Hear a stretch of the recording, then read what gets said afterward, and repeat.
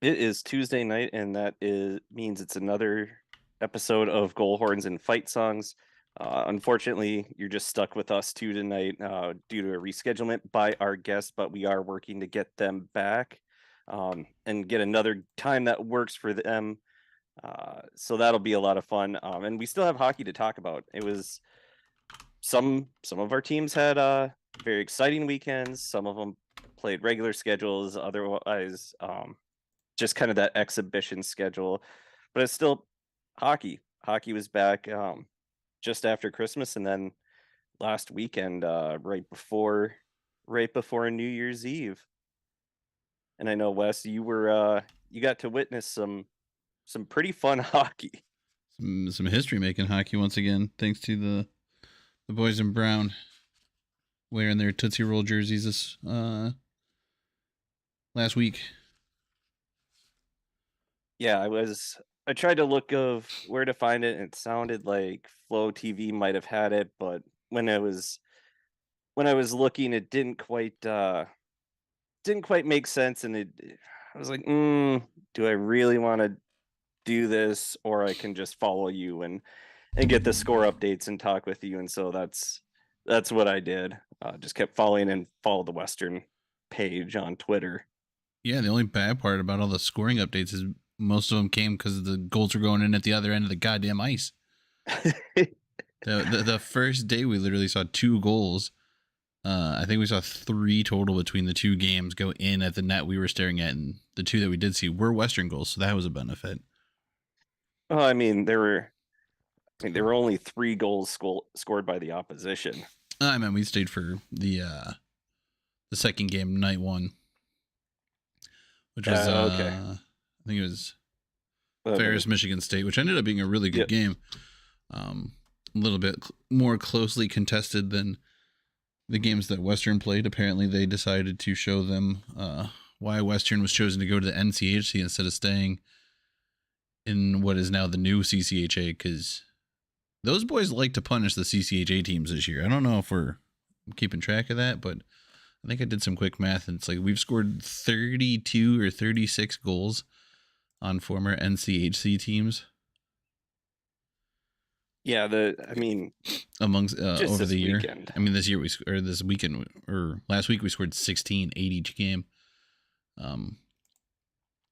Jason Poland gets a hat trick in either or both games. Sets a new tournament record with 6 goals in a tournament. I think it was a nice get back for the boys. You shake off the rust a little bit of not playing since the tie and loss to North Dakota. But there's also something worth playing. I mean, it's not a shrug off by any means. I think playing in a tournament was a good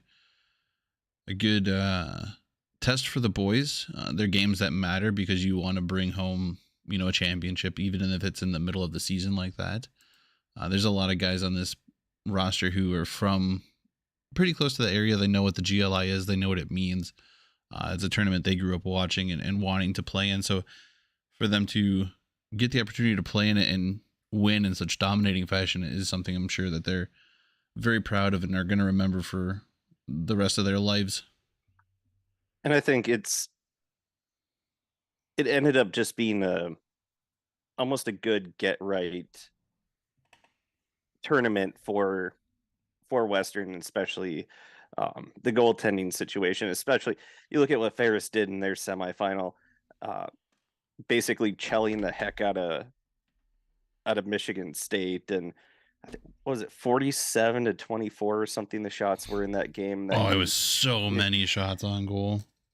So that's some accuracy by Ferris State, and just for Rowe to get back and only allow 3 goals in a weekend, I think that's going to help boost some confidence. Especially, it's not that Michigan Tech and Ferris State are bad teams. It's just Western was that much better. Oh, dude, the Western boys couldn't miss the back of the freaking net. It was insane. Because it was hard to keep up with, honestly, the amount of goals that were scored. I think if you go back through my Twitter feed, you'll see that I had to double up a couple of goals because there were quite a few times it was back-to-back goals. But yeah, the Bulldog goaltender gave up 2 goals on 47 shots, made 45 saves in their first game against the Spartans. Did not have the same amount of luck against Western, though, as Western built snowmen on back-to-back nights. Offense is going. Unfortunately, they're off this week, so we'll see how they can put together games and kind of build on that. They do go to North Dakota next week, or when they do get back in play, which is next Friday. I think it'll be a different result than what we saw here in Kalamazoo. Mm-hmm. I think they have that in the back of their minds from what happened on the 9th and 10th, I think it was, that weekend, because that's going to be in the back of their minds. They have this confidence booster now, especially winning the tournament. But hopefully it's not a huge confidence booster. And I think that week, the weekend in between is going to help them kind of level out instead of. It's not like winning the national championship, but anytime you can win a championship in college hockey or in hockey in general in sports, it's a pretty big boost. And now this will give them time to mellow out a little bit, still have that confidence going in, and not maybe play as tight in Grand Forks. Yeah, and I mean, like, they were saying that Western was the worst off coming into the tournament. They had lost 3 out of 4. They had the 1 tie, keeping it so that they weren't completely defeated in December up until that point. But they did face a Michigan Tech team that was on the rise, a Ferris State, which was actually one of the hottest teams in the country coming in, and a much improved Michigan State team was in the tournament. And it just so happened that for whatever reason, everything was clicking. The boys couldn't miss. I think in game 1, they even had 2 goals on the replacement goalie for Michigan Tech before they announced that there was a goal change. It was just absolutely brutal. Some second period dominance. I think they scored 10 goals in the second periods combined. I think it was 6 the first night, 4 the second night. Mm-hmm. So I mean, and they played a whole 60 minutes. I mean, there wasn't ever a shift that was really taken off by the team.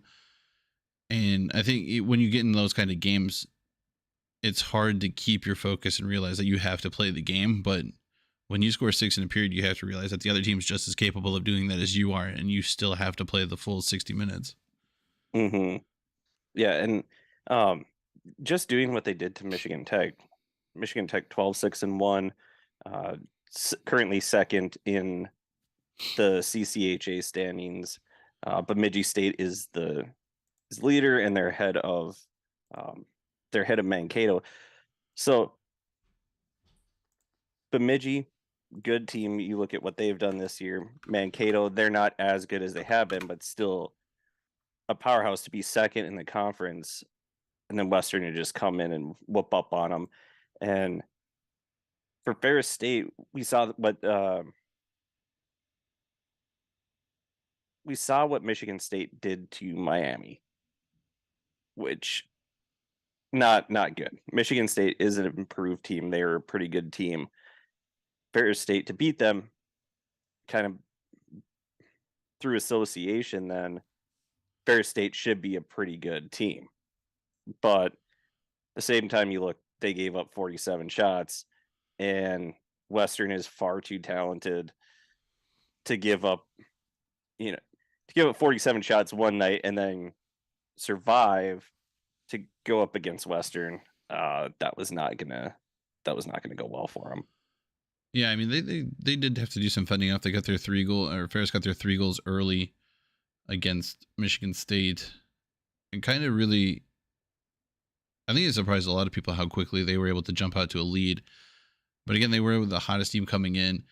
Michigan State got a couple back, but their goaltender played lights out. Like it was insane. He was playing really, really well, and it's nice to see that Western's finally able to put some past a hot-handed goalie. And I think it was meant to be a joke, but one of the former, I guess he was the sports information director for the Western hockey team. He put out a tweet that was like, Jason Pola now has 8 goals against CCHA teams. Where is he the number 1 goal scorer in the CCHA? And I think at the time, like, he would have qualified for like 5th in the CCHA as the goal scorer, just in games where he's played against CCHA teams, which is, I believe, he has 8 goals in 5 games against the conference this year.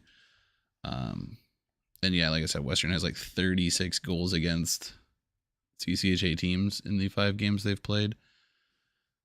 They've built 3 snowmen on CCHA teams. And Poland, he was trying to, if they would have had one more game in December, he would have tied his record for most hat tricks in a month for, getting 3 in November and then 3 in December. Yeah.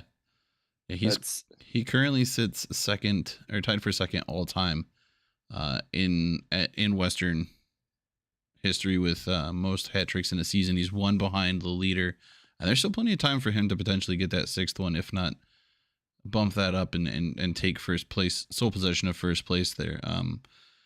He's sitting at 19 goals for the season. That number's only going to go up.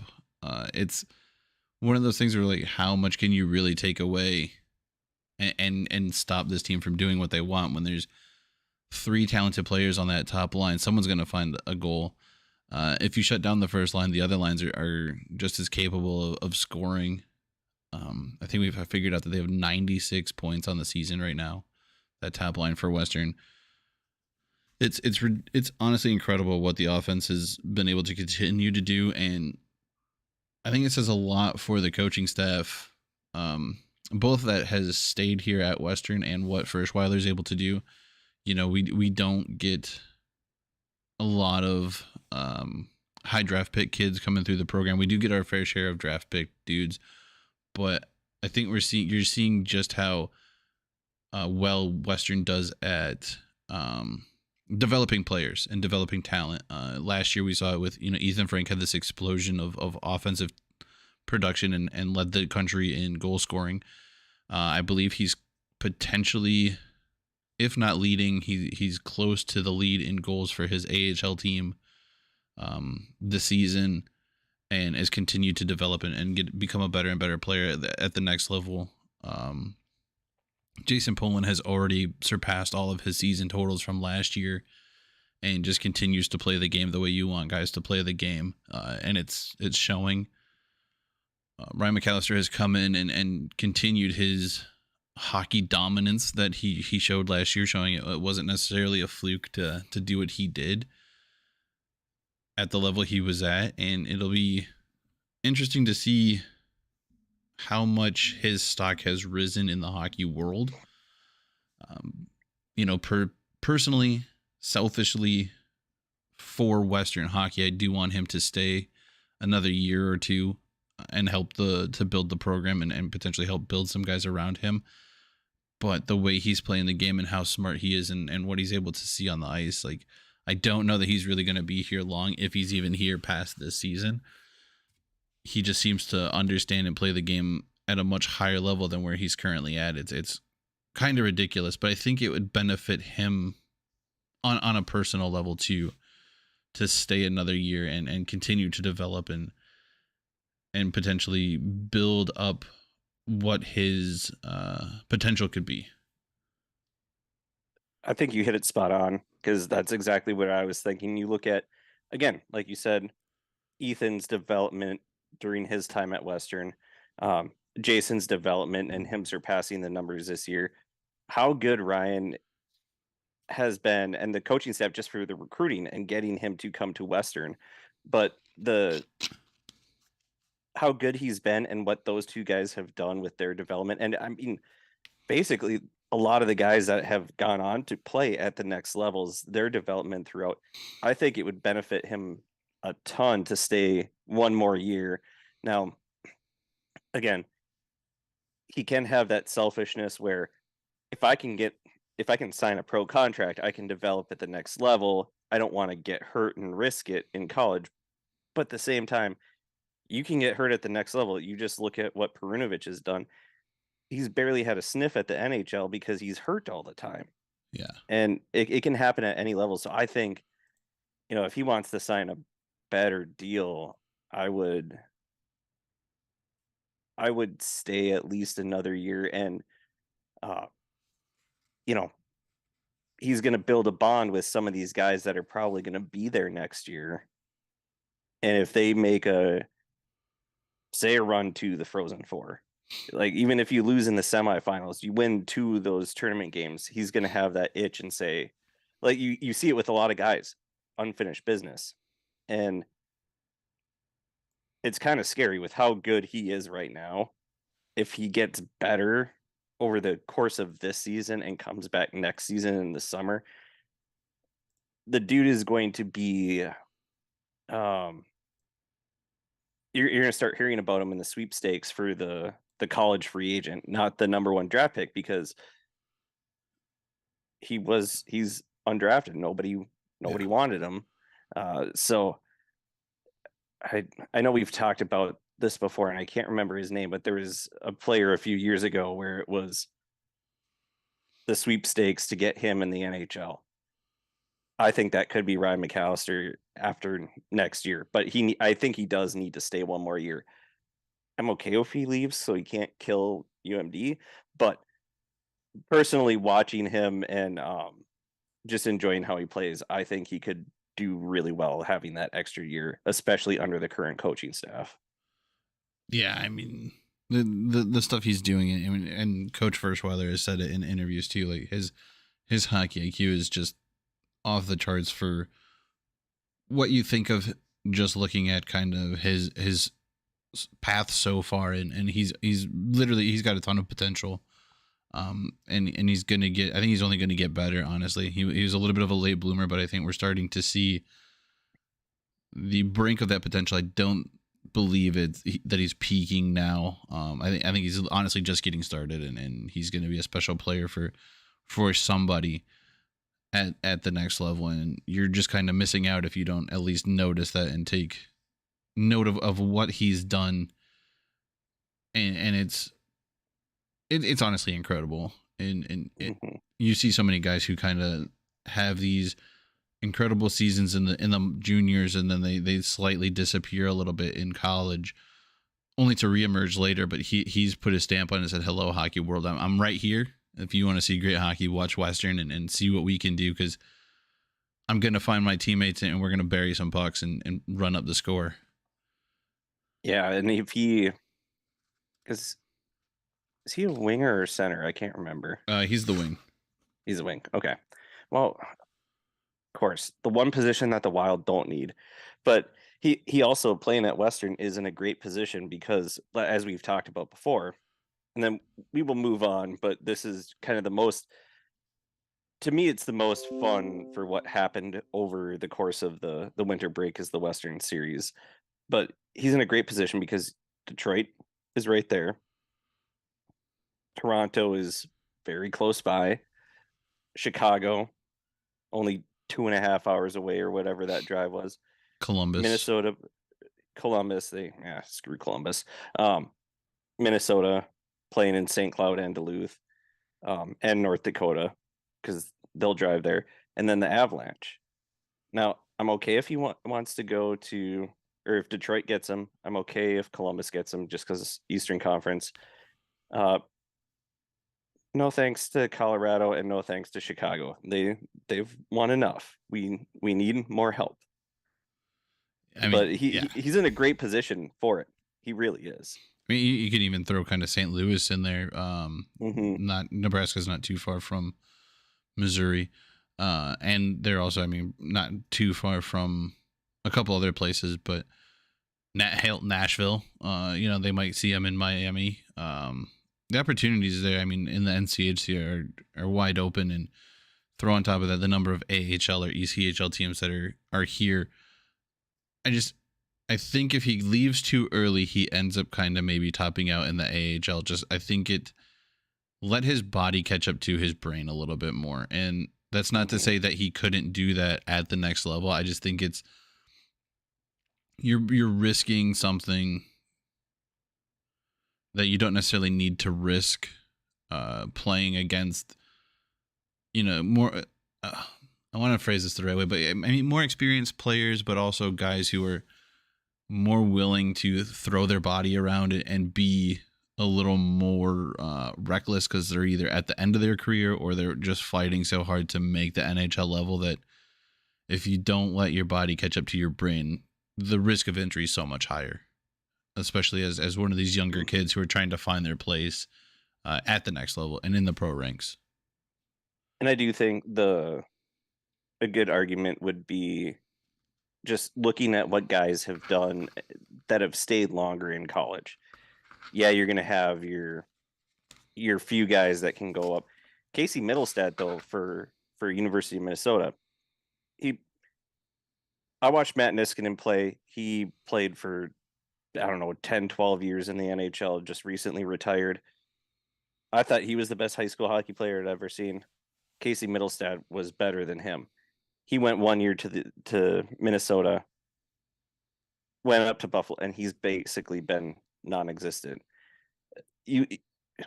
Goligoski, Niskanen, Parise was at North Dakota for a while. TJ Oshie.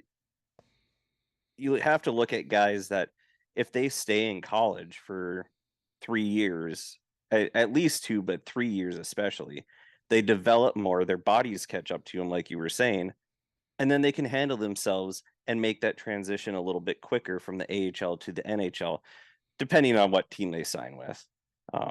Because of course, if they're drafted, undrafted, whatever, but that's also a key thing, making that transition. What does it look like in front of you? What, injuries, how do you hold your place, things like that. But yeah, I 100% agree with you. It would only hurt him to leave early.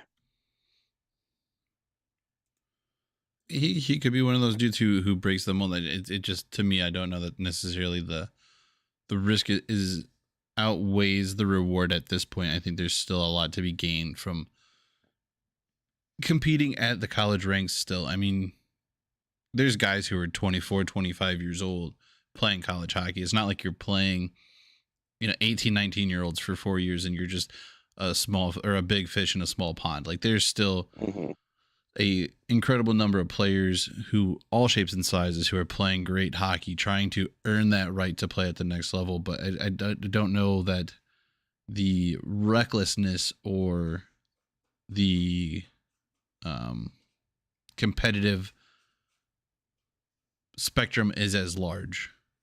I mean, there's guys who know that they are AHL players and they can't quite reach that NHL level, but there's also guys who are still able or still believe that they're going to hit the NHL and they want to prove it. So they're going to come out and they're going to hit harder. They're going to shoot harder. They're going to risk life and limb to reach that dream. And then there's guys who are older who don't want to give up on the dream of college or pro hockey at any level. And they're going to come out and they're going to chip and hit and make you earn your spot. And it just seems like if you're a little bit bigger or you've played a little bit longer, let your body catch up, you're going to have a better chance to succeed, even if it's at one of the lower levels, which is still, great hockey from top to bottom.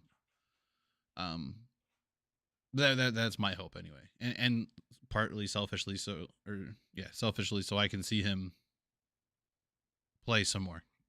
Because he is a lot of fun to watch play. A ton of fun to watch. All right, let's jump into some of the other series. I think we've spent enough time on the boys who brought home the title of champion, and we'll. I think.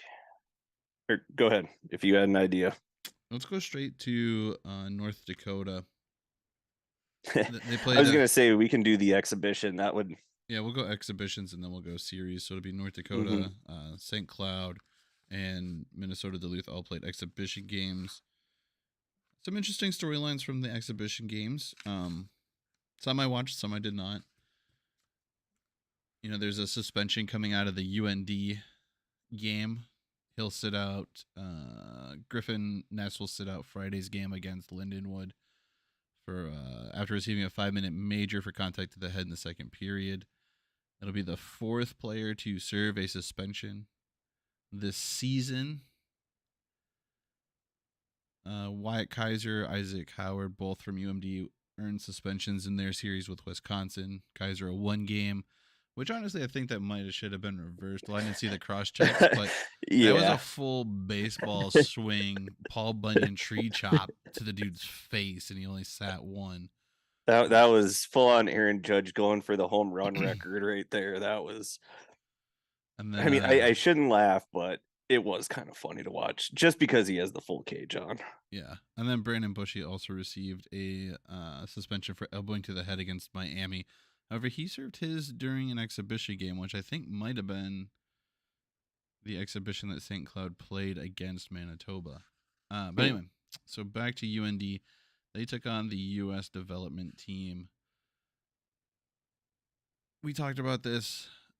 I don't know that these games really benefit the colleges other than for, shaking out the legs, maybe having some sort of competition that comes in that wants to play tough, but it's, 17, 18-year-old kids against guys who literally, like I said, are as old as 24, 25. Mm-hmm.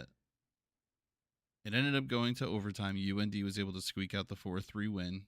They do lose a player in the process. I mean, like I said, I hate this series. I get that you want the development team to play opponents that, could be on par with what they're going to see when they hit the college ranks or in tournaments.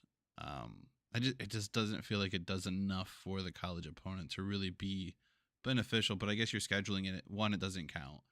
2, you're just trying to shake the legs out. But it always feels like it's a motivation or a momentum destroyer. Here's North Dakota coming in.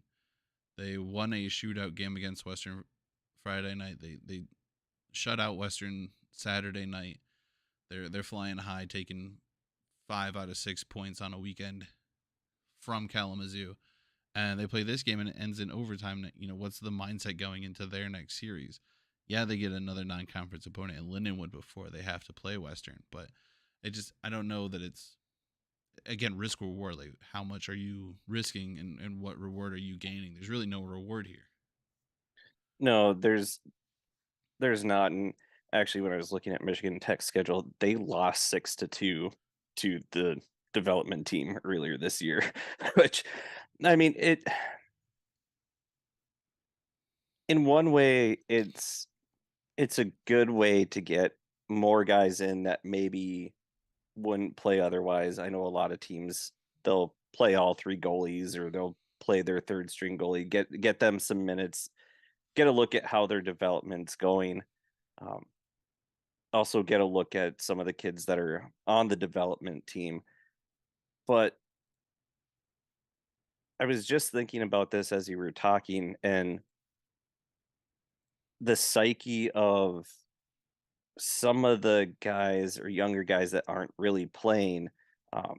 What does that do for them where they're healthy scratch, finally they get to play? On one hand, I'm excited to get to play. On the other hand, it's kind of demoralizing because you're not able to work your way into the lineup on even a semi-regular basis. You're always a healthy scratch, but you're good enough to play in an exhibition game. It kind of, I know, even for myself playing, I'd play conference matches, but our conference was terrible. Like, I wouldn't play against the good teams. It was always the kids that just picked up a racket at Target 2 hours before, or it was their first year playing tennis. And then maybe get thrown into a real match. You don't have that confidence because, yeah, you're practicing against your teammates every day at practice, but you don't have that real game experience. And then, you go to overtime with this under 18 team, or you lose to them like Michigan Tech, and it's like, okay, we just beat a bunch of kids, or a bunch of kids took us to overtime, or we lost to a bunch of kids. It's one of those, you're supposed to win it, so you don't feel good if you win it. You feel really bad if you lose it.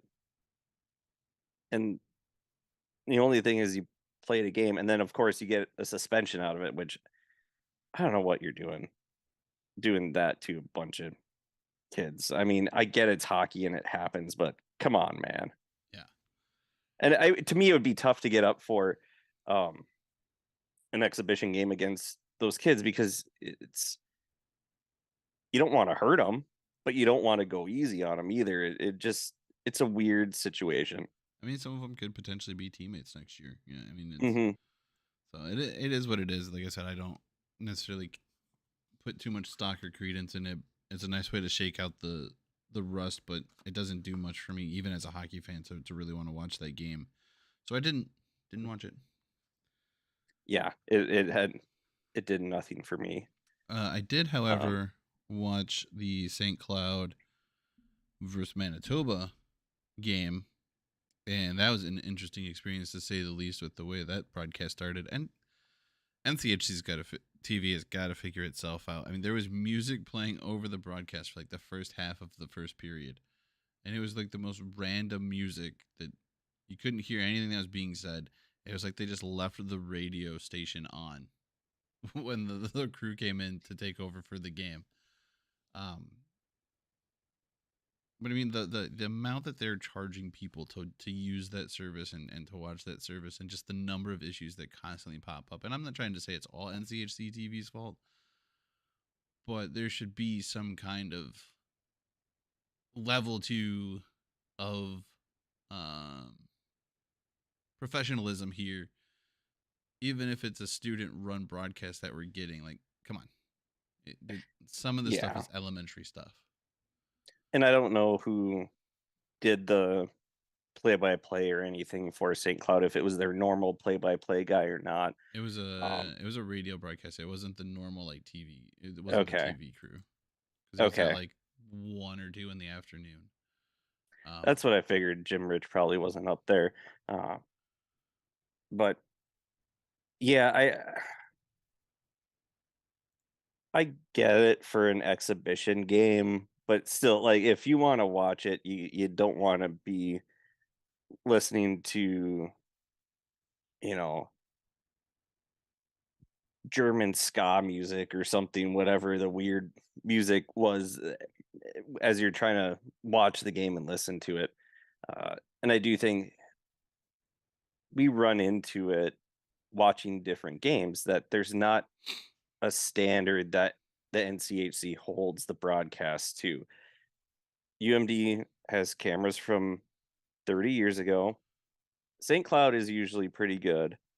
Um, yours are they just pull in the radio feed, but your Yeah. radio feed is very well done. I enjoy listening to your announcers. North Dakota has a whole TV company. Yep. I don't know what Miami and Omaha do, but it's just kind of all over the board. And you would think, be like, hey, if you're going to be part of this conference or broadcast your games, but you need to do it this way. Well, even I think, like I said to you, the first season of it, or at least a couple seasons. I think it was the first season of this podcast, or it might have been when we were just watching a game. I think we were watching a game, and it might have been Western at Duluth, the second game of the series, where the announcer Hmm. was like, "Oh, just take a penalty at the end of the game. Like, it's fine." Yeah, Um, just whack them in the head. yeah. And my thought was, if you're doing like an NCHC TV, or if you're any of these conferences and you're doing your own broadcast, like Big Ten Network for the cable companies or whatever, it's Hmm. their own production across the board. It's not taking a feed that already exists. Like, let whoever the local TV deal is do their thing.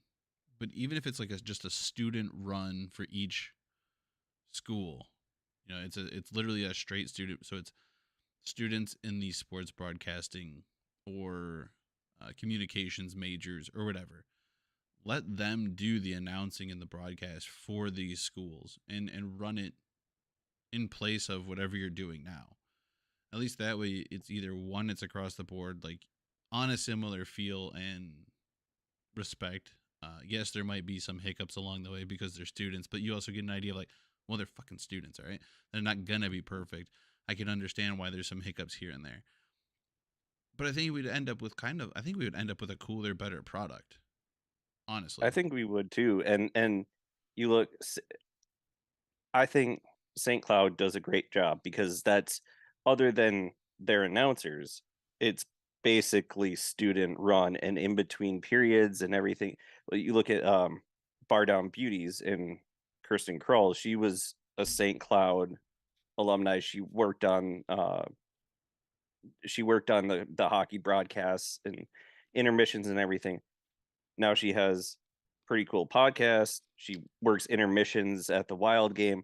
Um, and each school to have that would be really cool, because I I would have loved to have done that at my college. Really wasn't a thing. UMD really is not a thing. Um, St. Cloud's the only one around here that I really know of that they have student run broadcasts. Yeah. And I think it would make just overall productions of everything better. Because then you're also getting students interested in that field. And yeah, it might not be glamorous to start with, but you can work your way up, and you set a goal. Um, And there might be and some ownership to the product. Like, I'm hmm doing this to build my resume and get to a point where after college, like, I'm able to do this on a professional level. Um, hmm it could be like an internship or whatever credit or something, but to me, that I think that would be a much more engaging experience to see that, as opposed to just the hodgepodge of what we get. And sometimes it's a radio broadcast that's tied in, sometimes it's a local TV station, sometimes it's this, sometimes it's that. Like, sometimes mics are blown out because they're from the 80s. Sometimes the TV camera will automatically unfocus and refocus itself, or the camera guy's 30 seconds behind the play for whatever reason because he fell asleep because there's no little monitor on his camera. Like, I don't know. yeah, Just, whatever it is. you know, and yes, And there's difference between production level of NHL arenas too. I mean, San Jose is one that I constantly think of that I think sucks to be TV broadcast from. It's so dark. You can't hmm really tell what's going on. And then there's some that are incredible to watch the broadcast from. Vegas does a great job. Minnesota does a great hmm job. Like, those are places where it's a top tier product, and there's others that are just like, oh, we're still showing the camera that was brand new in 1984. Great. yeah, and the ownership too of it for the kids, that you can make it part of their grade, but then they also will take ownership of, I don't think any of these local broadcasts really know that they're on NCHC TV. They might have an inkling, but I don't think they really know. And so if you make this just, well, shoot, you're not even going to have to pay them. I mean, maybe like an internship level thing, but if it's part of their curriculum, I don't know how all the legalities work, but they're taking ownership of it. It's, your broadcast is going out to thousands of people. Like, anybody who subscribes to this, we want the best product possible. And like I said, if it's a student broadcast, yeah, there's going to be hiccups. I'm not going to fault them for that, because they're going to learn from them. And there's teachable moments. So I think, if, It might cut down on some of the hot mic shenanigans too. To oh, have an okay. actual broadcast that's tied into what's Well, going on. And you know what? The hot mic shenanigans are a lot more fun, and the cutaways, especially UMD's broadcast with our ice reporter, he'll be picking his nose or whatever on the ice, and they just cut the camera to him in between periods. But yes, also, if you have the student run broadcast, you can make money off commercials. You can do all these things, get some salespeople, and then that way you don't have, you know, I don't mind watching the little chippers on the ice, the at UMD games, the little kids yeah. skating around. That's fun for me. But when you just But have either actually awkward show camera it or angles, don't show it. Like, stop showing it from 5 miles away. Yeah, from They're 5 miles away. they're Ours is way up in the corner. yeah, like they're already small enough. Can we freaking zoom in and actually show them or not show them? Like either one, like pick one. Yeah. All right, let's get back on track here. Yeah. This is Now a that hockey. This is a goddamn hockey podcast, and we've talked very little hockey in the 40 minutes that we've been going.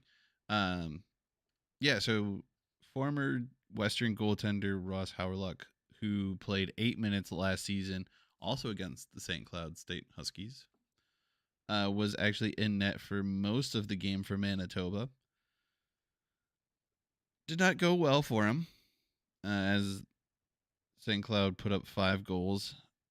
I think he let in 4 of them.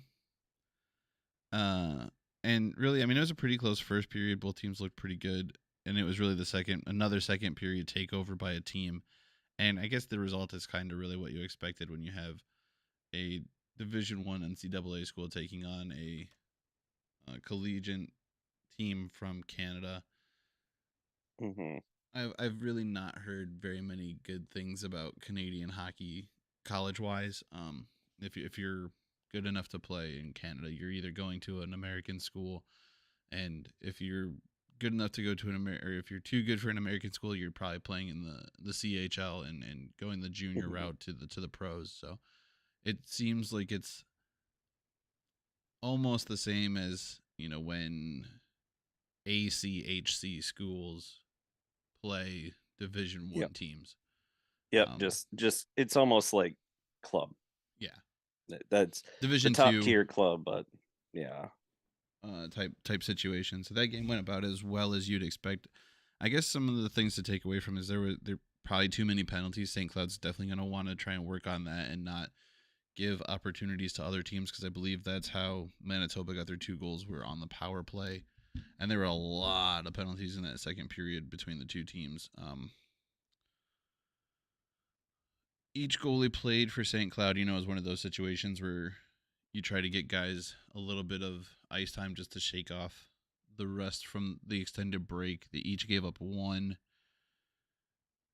And really, the St. Cloud goalies continued to look good. They faced minimal shots, but did what they needed to do. And like I said, I think they gave up 1 each, and I believe they were both on a power play, so not much you want to put blame on them for there.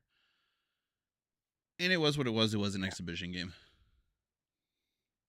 Yeah, they're just going to be what they're going to be. It's just kind of, it's weird seeing it in the middle of a season with a Canadian team coming down, because usually how we would start the year for UMD, it would be the Canadian team would come down, and Manitoba was definitely an opponent before, close enough, but yeah, penalties are going to happen. That guy's getting a little rust off. It's just something to fix. Same though with the penalties for UMD. I'm trying to count right now between the two teams. You guys took a little bit different route. You did not have you had an exhibition game against another NCAA school. One I think you've actually met in. Have you met St. Thomas in the regular season yet? Did you play them last year in the regular season? I don't believe we did. St. Cloud did, but we did not play them in the regular season. Okay. Yeah, St. Thomas second year program exhibition game, and it was same. All 3 goalies played for UMD. 2 goalies played for St. Thomas. Ended up 2-1 UMD, but it was just guys getting their legs back and everything. There's 15 total penalties though, and that part of it is St. Thomas taking penalties and still trying to figure out that Division I game after moving up from Division III. Part of it is just rust. I knew it was going on, but an exhibition game, I did not care enough to watch it. I honestly, just exhibition games don't do it for me. To me, I'm like, it doesn't count, win or lose, who cares? we'll move on to the next week, which that's going to be a bit more of a test, and um, I think St. Thomas is. Oh, I'm guessing they're probably last or close to last. Oh no, Lake Superior is last in the CCHA. St. Thomas is 7 points ahead of them. Wow, look at them go. Hey, making some But improvements here. yeah, I think St. Thomas, they're still trying to build up the program. I do like the fact though that out of all three of the exhibition games, we played at an actual Division 1 school. That there is going to be some compete there. Yeah. And it is a team that probably won't face in the tournament, but could potentially face if they somehow get hot and win the whole damn CCHA. Yeah, I mean, it's definitely possible. For sure. The Uh, uh, CCHA seems to be a little bit more up for grabs than a lot of conferences this year. Um,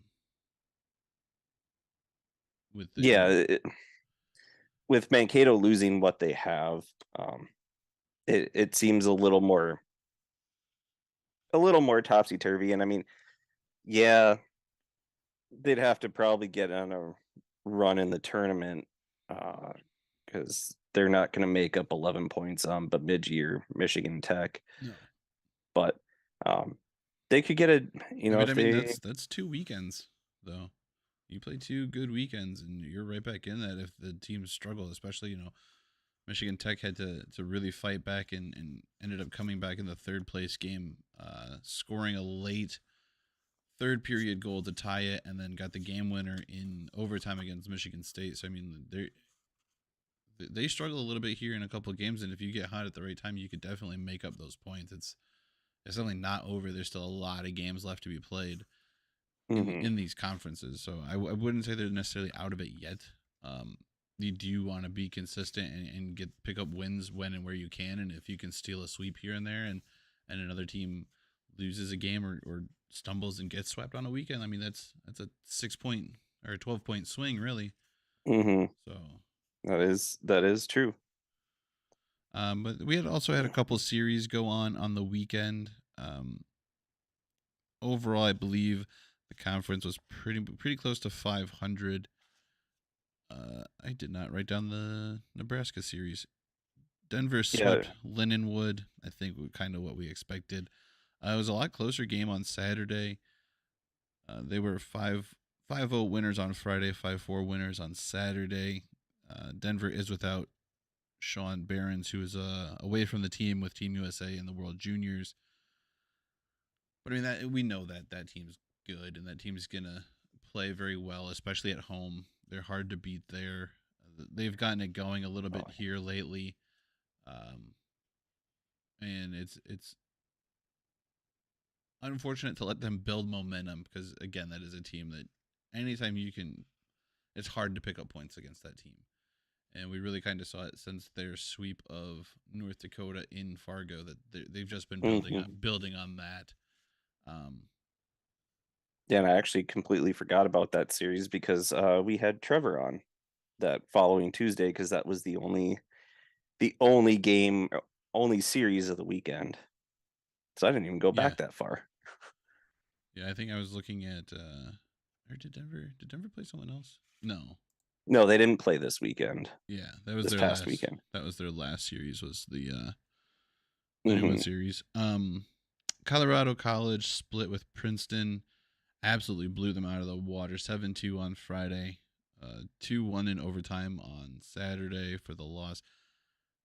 Was it? That was regulation, Friday I was think. regulation. Saturday was a 2-1 loss in overtime. I looked it up Or was it earlier. overtime? Yes. Huh. Looked it up.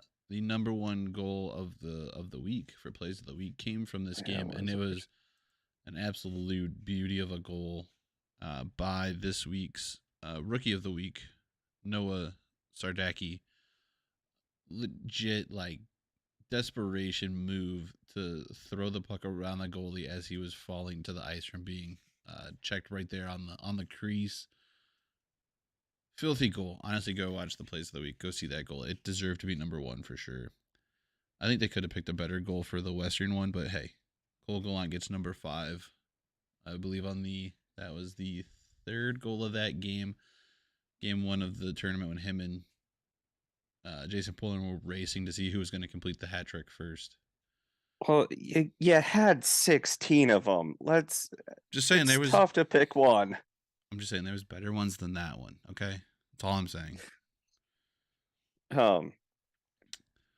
Princeton, Colorado College. I think all these series went about as well as, or went about how we thought they were going to go. And the thing is, for Colorado College, it was an opportunity for Matt Vernon to really kind of at least get his name back out there, with Mbereko away from the team, playing with Team USA and showing up and showing out at the World Juniors. He's had an incredible World Juniors from what I've seen.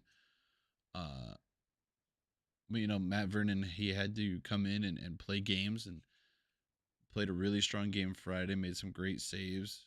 I did not watch the Saturday game.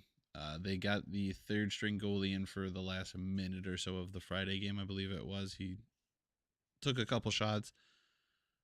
But anytime your starter is away from the team, it's an opportunity for you to earn some game time, get some looks, get hit by the puck a few times, maybe make a push either to compete a little more for that starting role, or at least get some more tape out there if you're deciding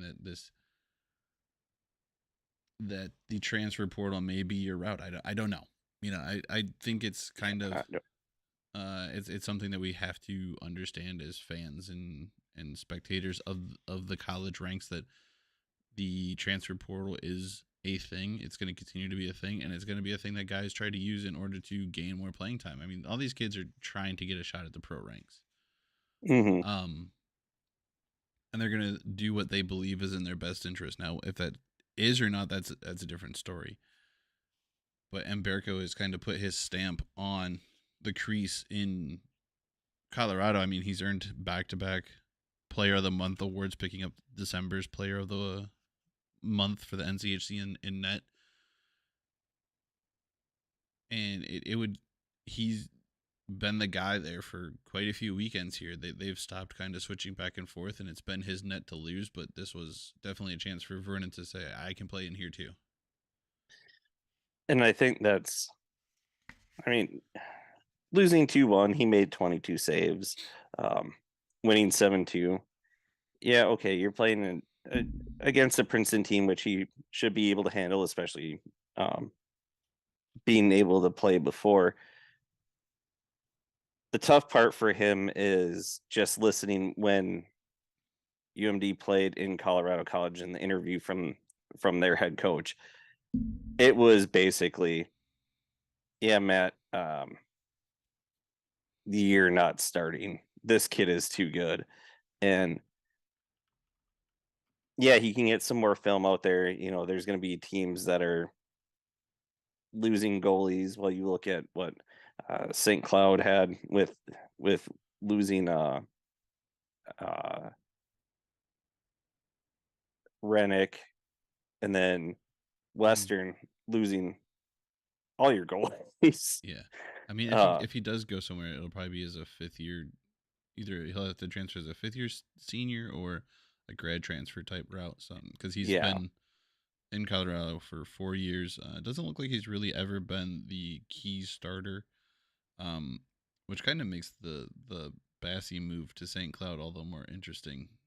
He was really kind of, I think that's more the out team as opposed to the playtime in net, because they seem like they were really kind of sharing the net just as much, if not slightly less than what he does now. Because it's literally like almost a 50-50 split in St. Cloud. Yeah, I think Bassey probably was. I think that was more the team. I love you guys, but I gotta go because you are not that good.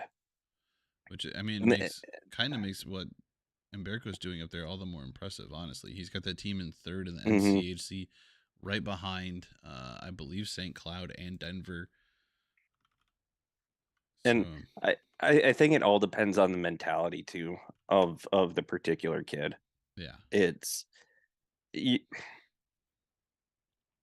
there are certain players that they have that mentality for what Umberto is doing, where I don't care who's in front of me. I'm going to win this damn game. I'm going to make all the saves that I can make and play out of my mind. Where other players are, I'm pretty good, but definitely helps to have a better team in front of me. And I don't like to lose. And I want guys that can help me win games versus I'm going to win the game by myself. yeah. I mean, Colorado And College is currently sitting third, 3 points behind St. Cloud State and 6 behind Denver. So I mean, they're in the mix, and Bearco's a big part of that for sure. They're an overtime game away from being 500 on the season. They're 9-10-1 right now, 5-4-1 in the conference. I mean, they're on the upwards trajectory for sure. and as much as I hate playing against Umberto, and then McCowan on the power play, between those two guys, they really have helped CC get back up to the top of the ranks. I mean, even Noah Laba's been playing a solid season too. I believe he's away with Team USA at the moment too. I believe he made the final roster. There's a couple more guys. I don't remember exactly where they were from, but I believe they all had at least a goal or an assist in the last Team USA game against Germany, which is a 11-1 routing, I believe it was. But go ahead. yeah, I think for Colorado College, it's the consistency with how they've been playing. If they have Umberto, I think they get the sweep of Princeton, just because of his goaltending in that 2-1 game. Could be wrong, but they just still,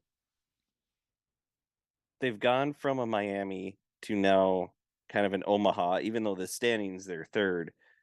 It's just getting that consistency week in and week out and getting some splits, or at least playing close games every game. But if you can put up 7 and then you only put up 1, that speaks to some consistency issues. And yes, I know they're missing a couple guys, but they if they find some consistency, that's going to be a little scary. Yeah, and then the other two series both ended as splits. It was Miami versus Niagara. Miami played really, really well the first Friday game. I did not watch the second game on Saturday. I was just busy with other things, and they were weird times. But they're missing Red Savage. He's with Team USA at the World Juniors, so another guy playing at World Juniors who usually contributes to a team, but the team really not struggling too bad without them. They did lose the Saturday game. Nebraska, I believe, lost Friday, up big, and Yes. the team was able to come back on them and go. I think they might have gone to overtime on the Friday game. Yeah, it was 2-1 overtime on Friday, and then it was. was. And I mean, that was a tight game, and Nebraska was up 1-0 most of that game, or at least a good portion of it. I think it was 0-0 after the first. I had multiple games going, so I don't remember all of the ins and outs of every game, but I know that they were. I think it was 0-0 after 1. Nebraska scored either mid-second or early third, and kind of couldn't really beat the goalie after that. And who the fuck did they play? I can see him. Who? Nebraska. Miami or Omaha? St. Lawrence. Yeah, St. Lawrence. They got one late in the third, and then we're able to.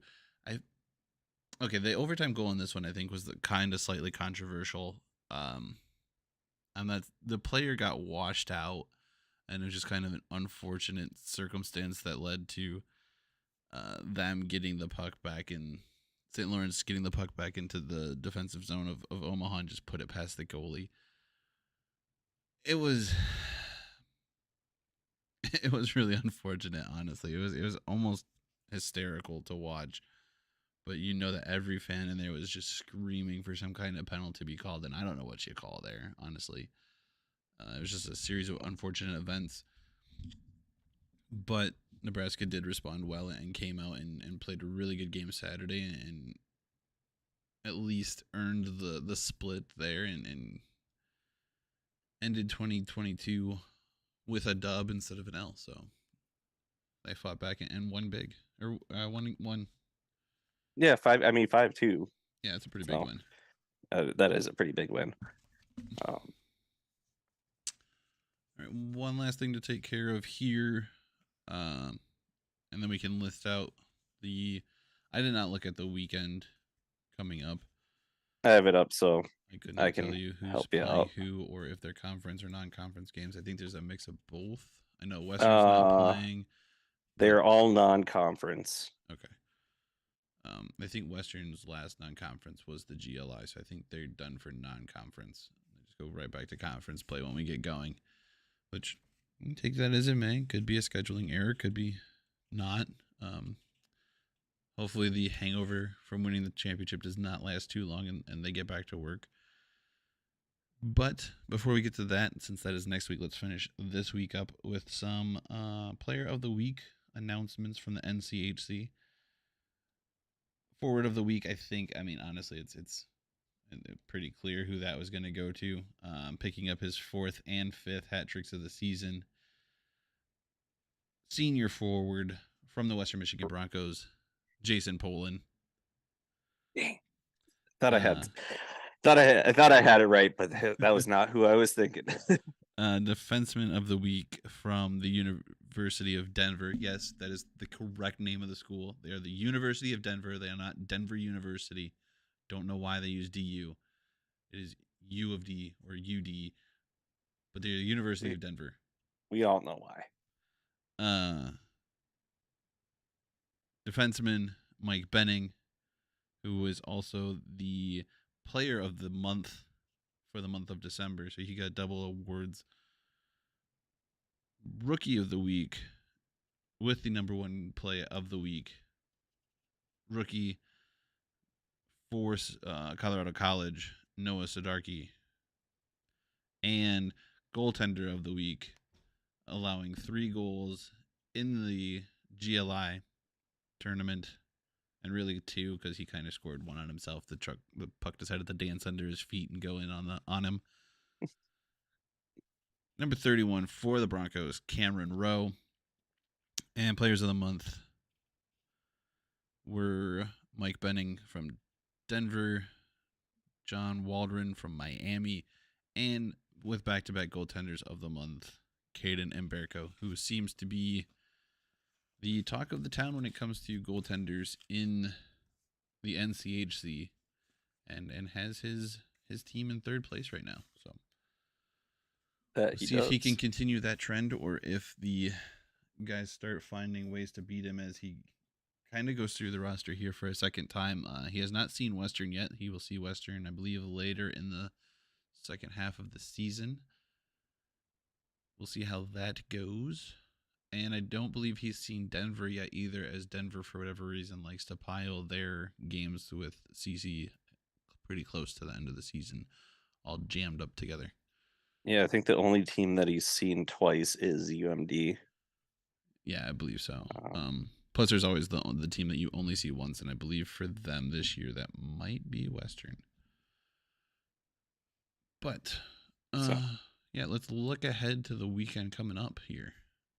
Yeah, so we actually have 3 days of hockey coming up. North Dakota, UMD, and Denver play a regular Friday-Saturday series. And then St. Cloud is playing a Saturday-Sunday series with the University of Minnesota. And so Coach Motzko gets to also go back and face his old team. I believe that's also a home and home, if I'm not mistaken. Mm-hmm. Yes, it is. So. There are 2 home and home series this weekend. So I think I'll just kind of go from the top of what the NCHC has, and North Dakota and Lindenwood. I know we'd mentioned that series before. That is in Grand Forks. Lindenwood starting up their program. I believe it's their first full season in Division One, and I think North Dakota just has too much talent for Lindenwood right now. Even though North Dakota is struggling, they they just played Denver pretty close. I mean, yeah, the first game was 5-0, but they came back that second game and played real strong. I think that's a confidence booster, playing still the number one team in the country and at least showing that you can put up goals on them too. And North Dakota will at least be without Ness for that first game.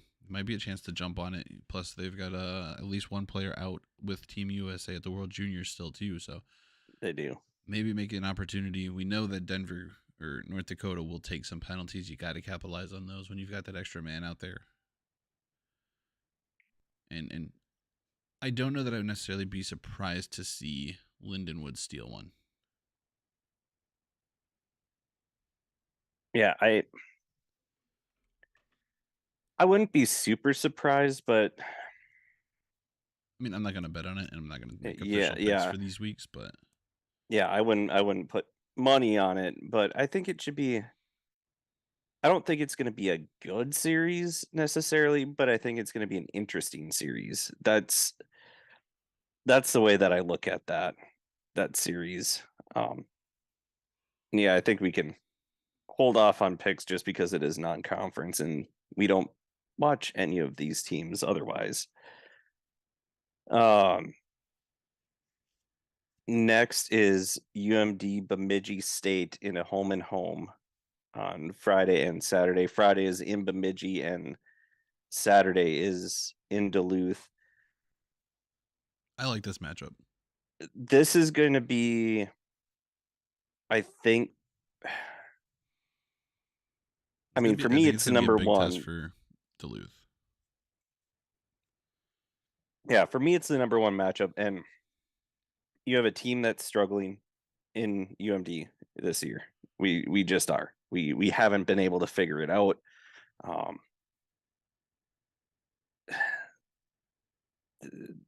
There's just something wrong with the chemistry, and then you have Bemidji, who's tied with Michigan Tech actually in points for the lead. Michigan or Bemidji State has the tiebreaker for CCHA standings, but yeah, they're tied with Michigan Tech. Western did to Michigan Tech what they're doing. We don't have the offensive firepower that Western does. We just don't, and we're so discombobulated for what seems to be 2 periods of the game. It's not every minute of every period, but it just combines into about at 30 to 40 minutes a game that we just don't know what we're doing. And what is that great line? Look like a bunch of monkeys trying to hump a football. That's kind of what UMD looks like. It's a tough test coming out of the gate after the exhibition series or exhibition game. So this one intrigues me a lot, especially with it being a home and home. Kids are, well, trying to think of when we got back from break. Kids might just be coming back from winter break, getting back to school, ready to the players go watch a hockey game. I want to say the students probably come back next week. That's what I'm thinking. They might show up a little bit early, come back Friday. And if you live in the res halls, you might be able to move back in Friday, Saturday. Mm-hmm. Or Saturday, Sunday, whatever. I think you should be able to get some pretty good crowds. If nothing else, I know Bemidji, they're going to draw just from the area, especially playing Duluth, because between North Dakota and Duluth, they're kind of the biggest rivals. And then Saturday still should be a good crowd in Duluth because I think everybody kind of likes to get back up there. And the weather should have passed now that we're dealing with. Um, but yeah, I think this is going to be a good series. It should be a. I'm hoping it's going to be a close series. And I think, like you said, a good test for us coming out of the break and just to see, okay, have we figured things out in this time off in the practice time that we've been able to have going into the St. Thomas exhibition game.